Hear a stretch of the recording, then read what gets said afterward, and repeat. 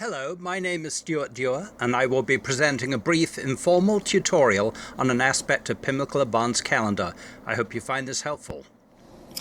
Okay, this tutorial is designed to give you a quick overview of Pimlical Android and also an inkling of just how powerful this calendar and personal information manager is. At the outset, I should mention there are some 450 plus preference items. This enormous number of preference items means that there's a vast degree of flexibility for customizing, so don't be put off at the displays, as you can most likely customize them to meet your technical and aesthetic requirements. So let's launch Pimlical. We'll just tap on the widget here to bring up Pimlical.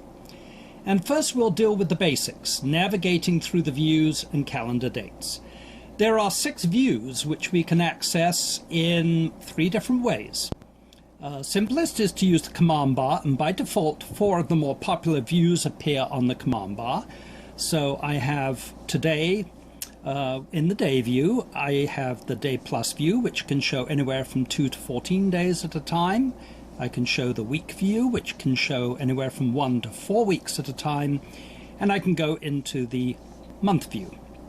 Now, in addition to that, we can put the other 2 views on the command bar if we want, or we can remove views that we don't need.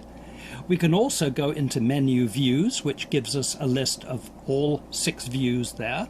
So the 2 that we didn't see, there's the month plus view, which can display from 2 to 12 months, and also the list view, which brings us a list of items that we can scroll through. In addition, you can also swipe from left to right on the top half of the screen to switch between views. So if I just go like this, I go to day view, day plus view, week view, month plus view, and then I'm back to the list view again. Or I can go through them in the other direction by swiping. And you can pick which views appear when you swipe left and right, and also the order in which they appear as well. To navigate through dates, we can tap on the left or right arrow buttons at the bottom. If we're in the month view, as we are here, we'll go back and forwards by months. If we're in the day view, then we will go back and forth by days. And if we're in the week view, we'll go back and forth by weeks. You can also long press the arrow buttons to pop up a date, so we could go directly to October 23rd if we wanted to. And we can also swipe left and right on the bottom half of the screen. Remember, if we go left and right on the top half, we switch views, but if we do it on the bottom half of the screen, we go back and forth from week to week, or for example, if we're in the day view, we're going to go back and forwards by days. Second item, how do we view all the events on a day in a view like the month view? If we're in the month view, obviously I can't easily see all the events there, and in fact there may be more events than even could be displayed. So what we do is we tap on the day to bring up the event selection list. This list shows us all the items on that day in a scrolling list if necessary, and it has buttons at the top to create a new event, a new floating event, a new task, or to create an item from a preset template. We can also long press any item in the event selection list to get a pop-up list of commands, and we'll talk about that in just a moment. Next, how do we create a new event? Well, we've just mentioned that we can use any one of those 4 buttons up there, but we can also just tap the green plus button on the command bar, and that immediately goes into the edit dialog where we can create a new event. Another thing we can do is just long press an empty space on the screen. If I do that right, let's just long press and move my finger around, and we get a quick entry dialog. And at that point, I can just type in a description quickly and hit OK, or I can tap the edit button and go into the main edit dialog. You can even enter items by voice. There's a menu voice. 1 p.m. lunch with Harry. At that point, Google gives us the variations. The top one is correct. We tap on OK, and there it got entered at 1 p.m. as we indicated, lunch with Harry. You can also set up buttons on the command bar, by the way, to create new floating events and new tasks if that's something that you do often. And that menu voice control, you can put that on the command bar too if that's something that you like to use. The next thing we need to look at is setting the attributes for a particular event. So we can tap anywhere on the day to bring up the event selection dialog, or we can long press an item to bring that specific item up into the edit dialog, at least in the day and the day plus views. So we'll just tap, we get our event selection list. We're going to tap on this entry for Tommy's soccer game, and then we're going to run quickly through all the edit fields in the dialog. First of all, there is the title of the item, the description. By default, every word can be capitalized as you enter it, but there is also a preference that turns that auto-capitalization on and off if you don't like that. The start and end date time fields bring up dialogues to change the time. Just to mention, there are 3 separate time pickers. If you don't like this one, try the other 2. Maybe you'll prefer those. Date picker, you have 2 date pickers. You can use the standard Android date picker, or you can use Pimlical's date picker, which is usually quite a lot faster, since most of the time you can set a date with just 2 taps or 1 tap. Also, when you're setting the end time, you can long press this field and then set the duration of the appointment. So if the appointment is going to last 11 hours and 37 minutes, rather than trying to compute what the end time will be, you can just enter the duration directly there. The where field sets the location for the item. You can either type in a location, or you can tap the pencil icon and get a list, and this will be a list of all the locations that you currently have in your database. And in fact, when you bring up this list, if you type in something already into that list, like NY, and then hit the button, you'll notice we only get the ones that are in New York. So it'll actually filter your location list so you can quickly select an appropriate location for an item. The note field, this allows you to enter a long note, and it'll scroll to multiple lines as necessary to enter that long note. The repeat field sets a repeat specification so that you can repeat daily, weekly, by date or by day, yearly by date or by day. I'm just going to tap on weekly for a moment, show you a few other interesting options, such as you can only show the next occurrence of a repeat event. It's even got a feature for creating irregular repeats as well. Let's just clear that, by the way, so that we don't modify things unexpectedly. So I'm setting no repeat on that item now. The alarm field allows you to set up to 5 alarms on an event. So we can just enter a time before the event for the alarm to go off.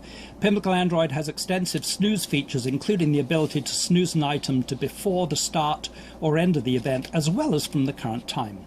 The icon field allows you to pick up to 4 icons for an item. Now, these icons are not only just nice looking, they are quite useful in that you can filter the views by icons, and in compact views like the month and month plus views, it makes it easier to see what the item is about. The status field sets the status of the item. You can have normal, complete, or cancelled items. This is useful if you have a meeting that is cancelled. You can immediately tell that the meeting was cancelled, and events can be selectively hidden or searched for based upon their status. The floating checkpoint, if you check that, it marks it as a floating event, and floating events can have a due date that you can set.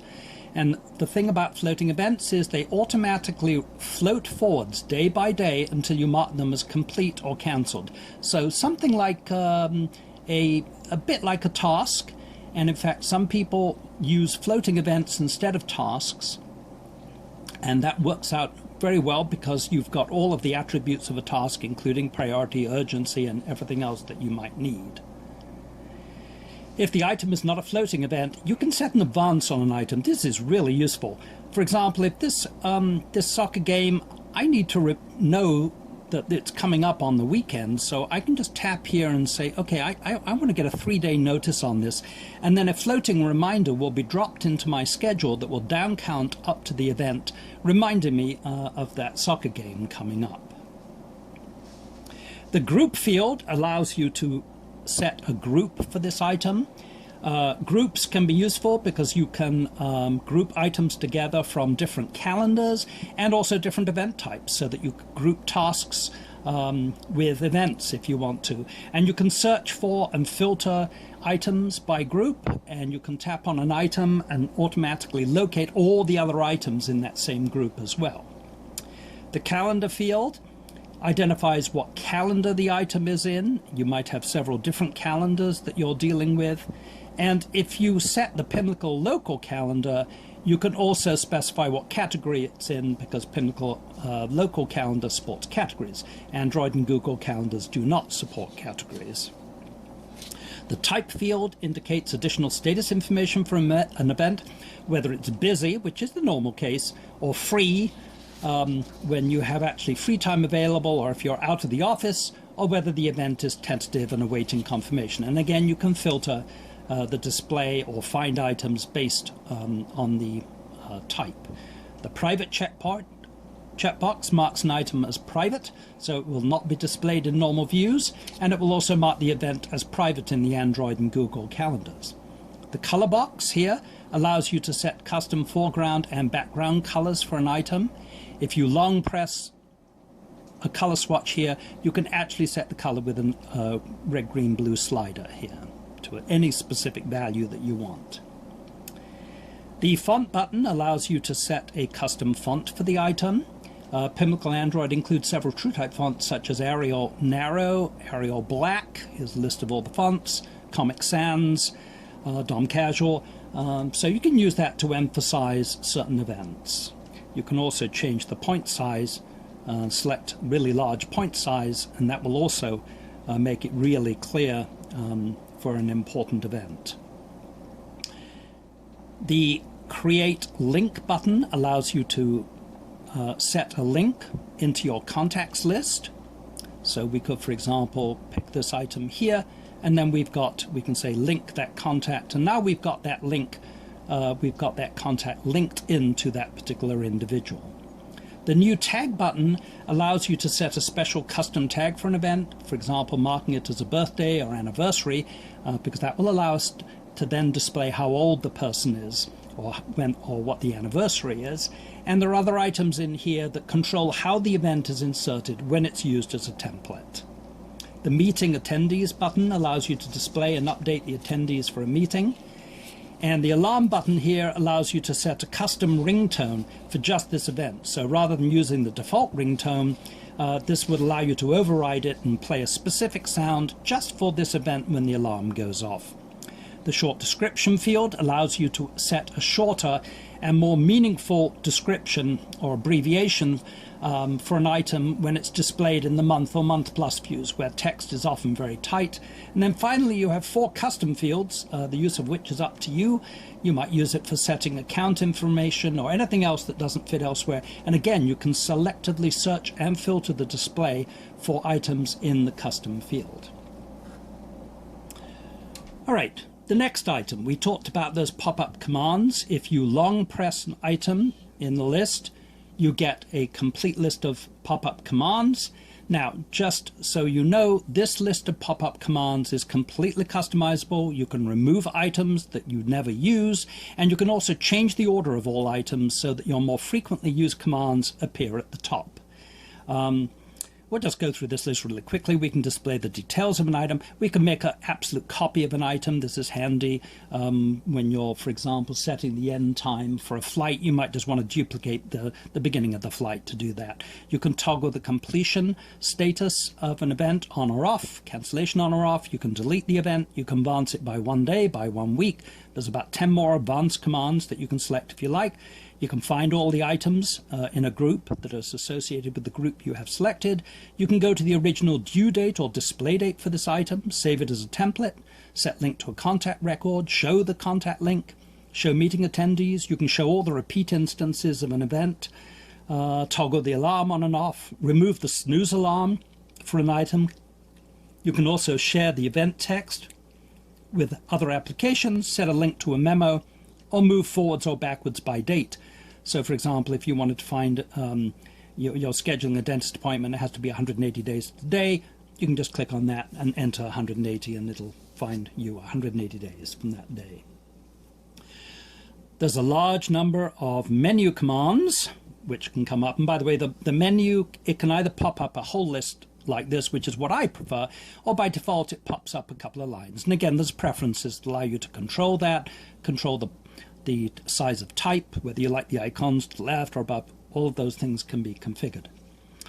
So we can go to any date in the calendar. We've already used menu views to select a view.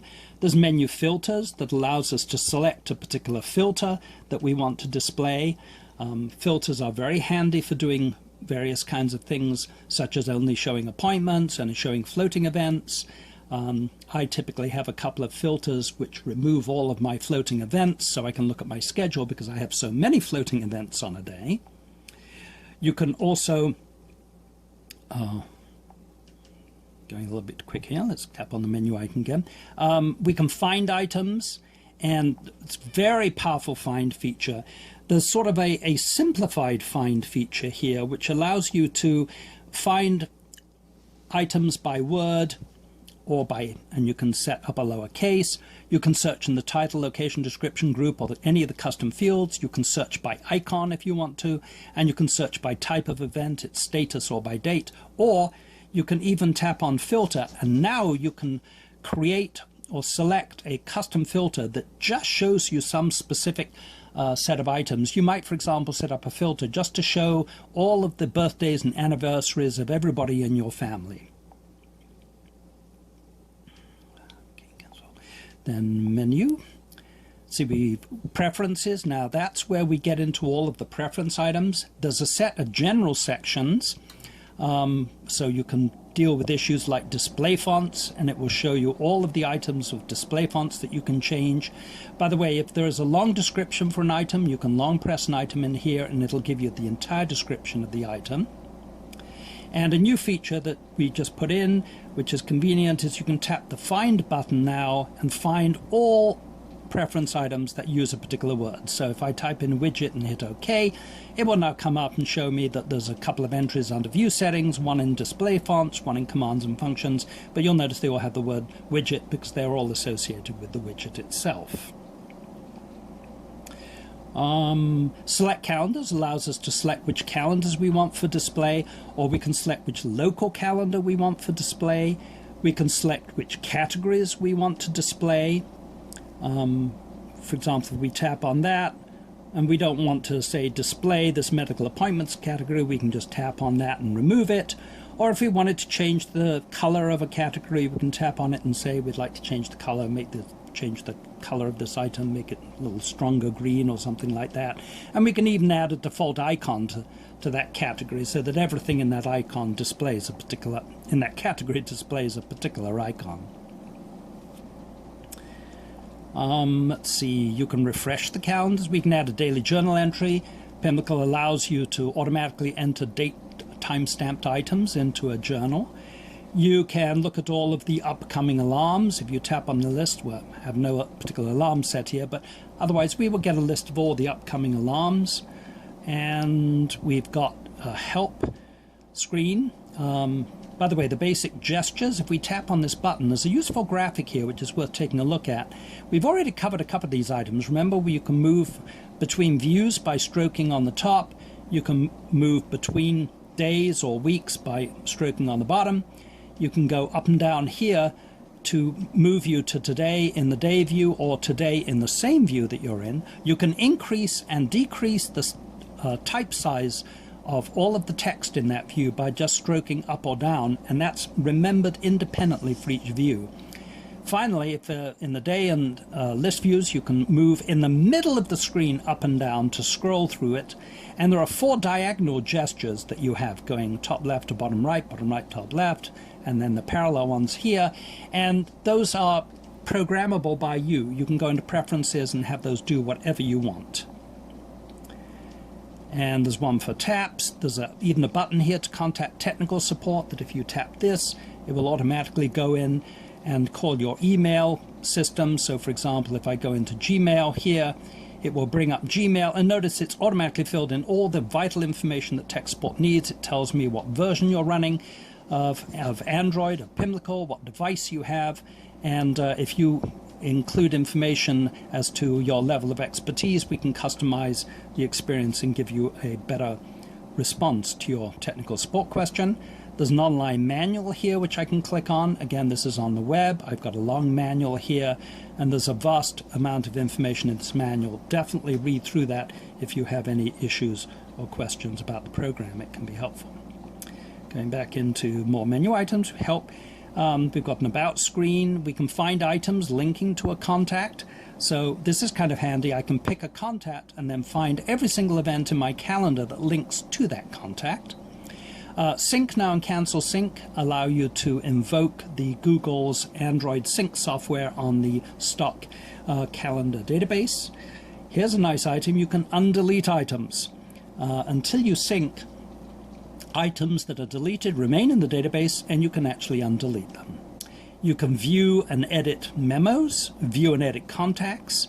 There is an archive feature that allows you to archive older events. So what this allows you to do is you can actually set the earliest date for the calendar, and then Pimlical will automatically archive all prior events into a separate archive calendar. There are 9 separate gestures that we talked about, and do remember those 4 diagonal gestures can be kind of handy because you can set it up so that just a swipe from top left to bottom right, for example, invokes voice entry, or maybe it brings up your daily journal. It can do anything that you want.